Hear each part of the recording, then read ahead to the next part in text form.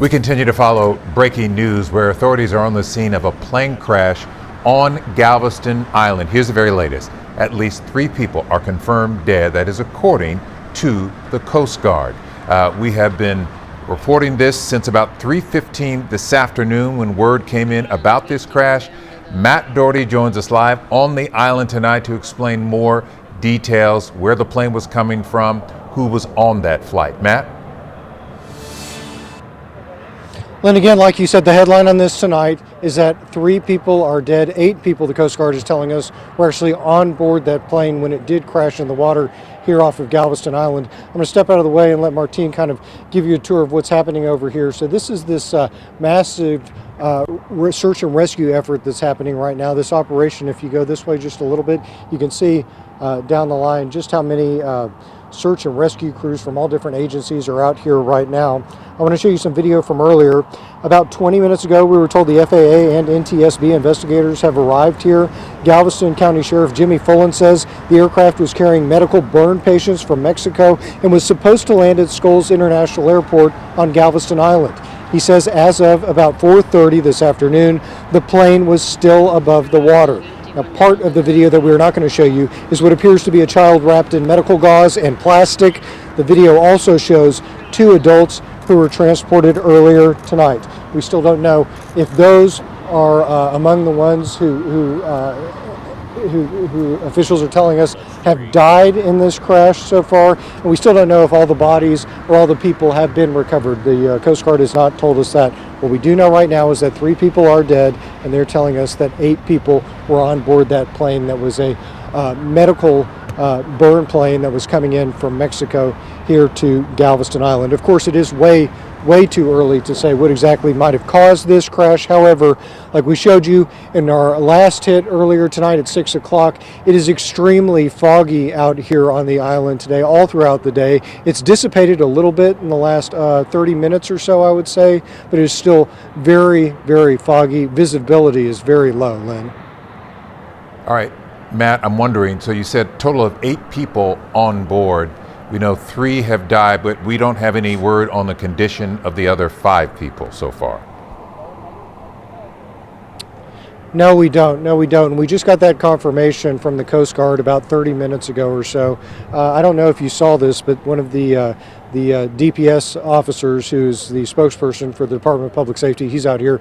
They were the lead agency until the FAA arrived. They're supposed to be giving us some type of update at some point tonight, but we still are waiting that. It seems when you look at the weather conditions, Matt, when the plane was coming down, the visibility was almost zero. That is almost certainly going to be one of the reasons and the cause for this crash. Even though we don't have official confirmation and explanation, the eye test tells us that had to be part of the issue for this plane. Yeah, you'd have to think that. And when we were coming down, I'd say, probably around 4 o'clock this evening, as you know, we're driving down I-45 South, a trip that all of us have made at some point.